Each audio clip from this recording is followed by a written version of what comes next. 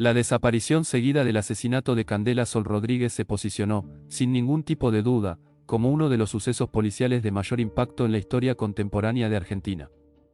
Aquella búsqueda frenética que recorrió la provincia de Buenos Aires, iniciada tras confirmarse su rapto, permanecerá grabada de forma indeleble en el recuerdo de los espectadores que siguieron paso a paso el masivo despliegue policial para hallar a la niña de 11 años. Hoy en día, habiendo concluido el segundo juicio hace escasas semanas, resulta pertinente evaluar si las interrogantes fundamentales han hallado respuesta. ¿Qué fue lo que le sucedió a Candela? Se logró identificar con certeza a los responsables y sus motivos. Para comprender el trasfondo de este suceso, es necesario situarnos geográficamente en la localidad de Villa Tesey, dentro del partido de Hurlingham, en el oeste del Gran Buenos Aires. El año del crimen, 2011, resulta un factor determinante, dado que todavía faltaban 12 meses para que el Código Penal de la Nación tipificara el femicidio como un delito agravado. En aquel entonces, la percepción social de la violencia de género como una problemática estructural y profunda se encontraba todavía en una fase de desarrollo temprano. Al inicio de la tragedia, nadie vislumbraba el destino de Candela ni la magnitud que cobraría su caso con el paso de los años. El único dato concreto era que la menor se había esfumado a escasos metros de su vivienda. En el último momento en que se la vio con vida, se encontraba en la acera esperando a sus amigas para dirigirse a una actividad de los Boy Scouts en la parroquia San Pablo Apóstol. Aquel 22 de agosto, a las 15:30 horas, lo que parecía una tarde rutinaria cambió para siempre. A plena luz del día y ante la mirada del vecindario, Candela desapareció, sin llegar nunca a la reunión ni encontrarse con su grupo. En el seno de su hogar, en la calle Coraceros 2552, su madre advirtió rápidamente que algo no iba bien. Carola Labrador radicó la denuncia esa misma tarde en la comisaría segunda, lo que provocó que la noticia sobre una niña presuntamente secuestrada en territorio bonaerense se propagara de inmediato por todos los canales de noticias. En aquel periodo, los esquemas de difusión y tratamiento mediático para menores desaparecidos diferían notablemente de los actuales. Aún restaba mucho tiempo para la creación del sistema Alerta Sofía, el cual permite hoy la distribución inmediata de datos en redes y medios. Por entonces, plataformas como Facebook y Twitter estaban en su etapa inicial, y la comunicación masiva dependía fuertemente de los medios tradicionales. De hecho, un rasgo distintivo de este caso fue la posibilidad de acceder a las últimas publicaciones que Candela había realizado en su muro de Facebook. La televisión se convirtió en el epicentro informativo de la causa. Tras la ejecución de diversos allanamientos, se inició una búsqueda exhaustiva en el conurbano, mientras que, de forma paralela, la madre de la víctima fue evaluada por un gabinete psicológico de la Policía Provincial. Dichos profesionales tenían la tarea de indagar y establecer el perfil conductual de Candela y su entorno familiar. Esa misma jornada, circularon rumores sobre 4 comunicaciones telefónicas sumamente inusuales.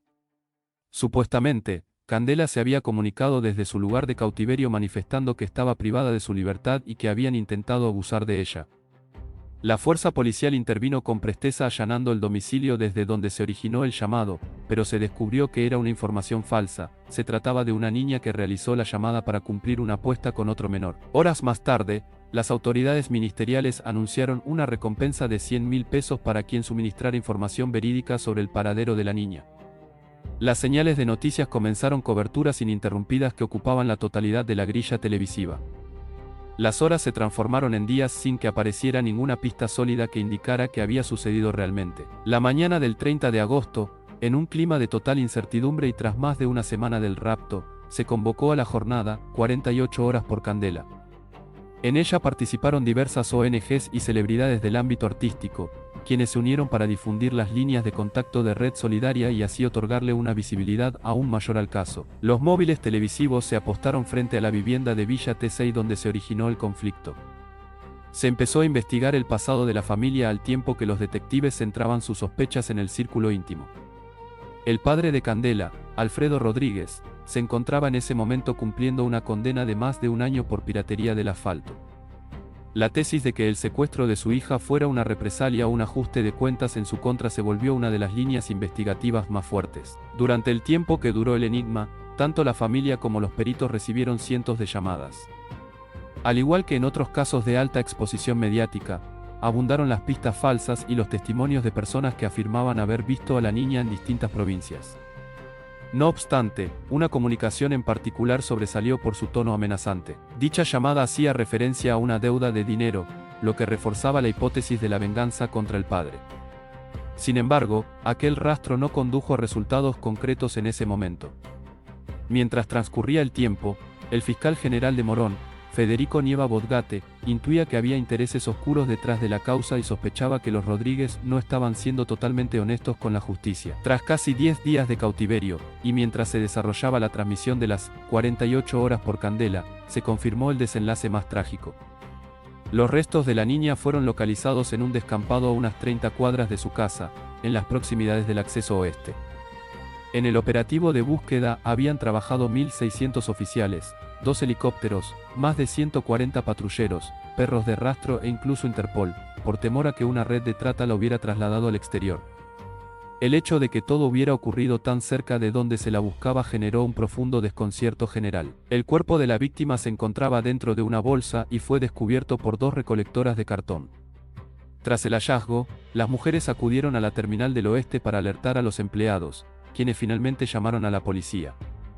Es relevante mencionar que, poco antes, el comando operativo había recibido un aviso falso sobre un cadáver en el arroyo Morón. Se sospecha que este llamado fue una maniobra de distracción coordinada por sectores de la policía bonaerense para que los criminales pudieran abandonar el cuerpo en el descampado aprovechando que la zona había quedado liberada. A las 5 de la tarde, la televisión transmitió en vivo el momento en que Carola Labrador reconocía el cadáver de su hija. A partir de allí, los pormenores del atroz asesinato dominaron la agenda de todos los medios gráficos y audiovisuales. Una certeza emergió de inmediato: Candela había sido asesinada poco antes de ser abandonada en ese sitio, lo que implicaba que estuvo viva y cautiva durante aproximadamente una semana. Asimismo, se detectaron signos de violencia física y abuso sexual.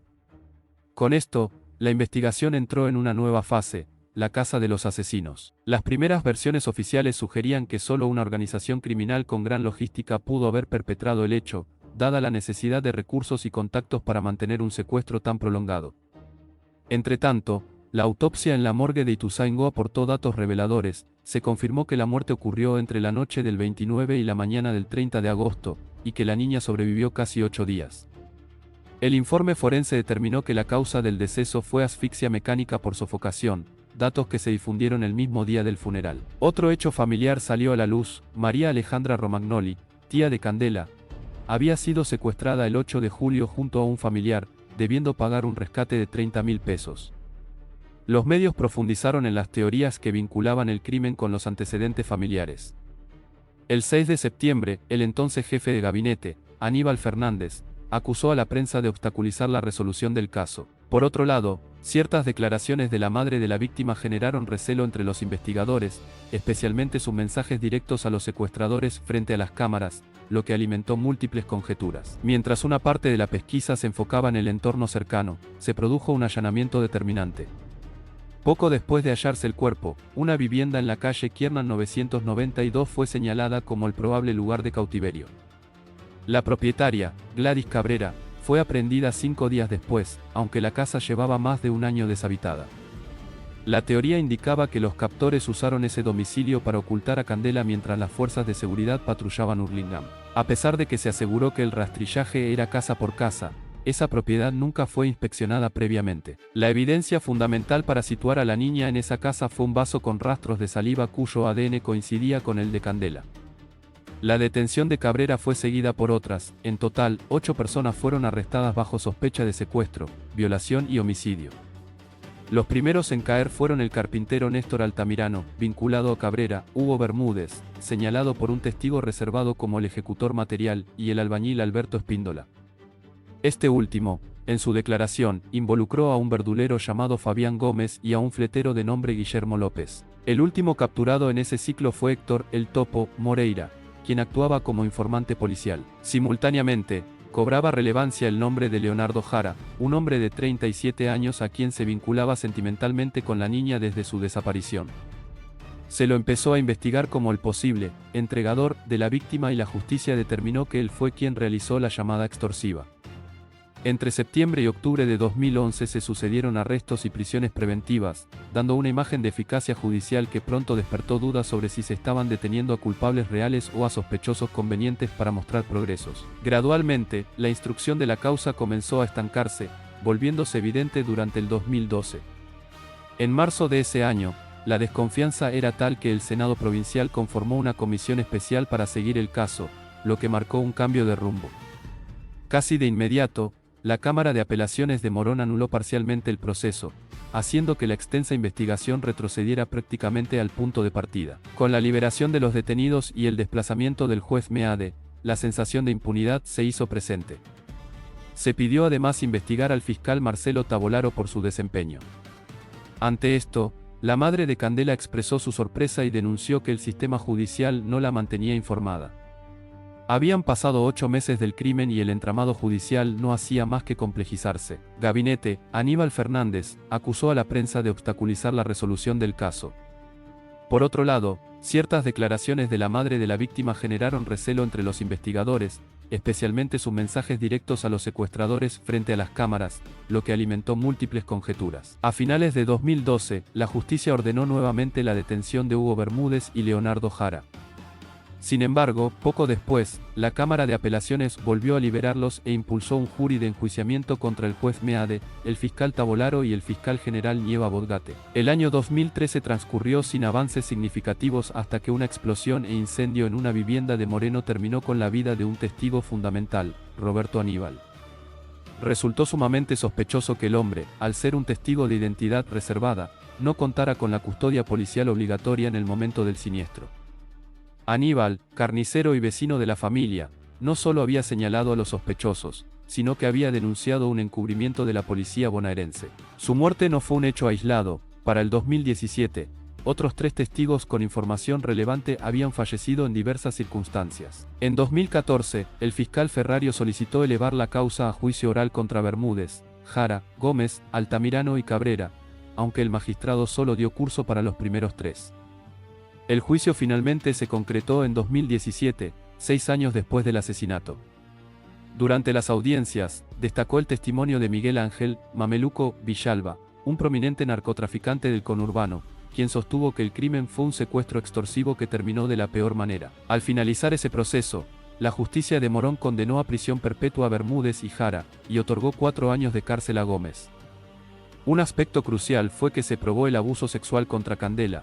Aunque no hubo condenas específicas por la violación, el fiscal evitó cambiar la carátula para prevenir nulidades, pero señaló a Bermúdez como el responsable del ataque sexual en sus alegatos. Así llegamos al 2024, año del segundo juicio, enfocado en el papel de Mameluco Villalba y sus presuntos cómplices. Para el narco de San Martín, el 2024 fue un año judicialmente adverso, sumando a este caso una causa por cocaína adulterada. En esta instancia se lo acusaba de ser el autor intelectual del rapto. La fiscalía argumentaba que Villalba planeó el secuestro para vengarse del padre de Candela, creyéndolo un informante de la policía. Un giro inesperado ocurrió cuando la madre de Candela renunció a ser particular damnificada, alegando que los fiscales impulsaron sospechas sobre la familia para tapar una instrucción llena de irregularidades. El 8 de mayo de 2024 se produjo el hito más reciente. Los 4 imputados, Villalba, Moreira, Chazarreta y Altamirano, fueron absueltos. El fallo dictaminó que no existen pruebas fehacientes de su autoría, desmoronando la teoría de la venganza narco. El 30 de mayo, la Corte Suprema ratificó la perpetua para Leonardo Jara, quien permanece encarcelado junto a Hugo Bermúdez y Fabián Gómez. A comienzos de junio de 2024, la Fiscalía apeló las absoluciones del último juicio. De este modo, tras 13 años de procesos, detenciones fallidas e irregularidades, la incertidumbre inicial persiste. ¿Quiénes fueron los verdaderos asesinos de Candela Sol Rodríguez y cuál fue su motivo real?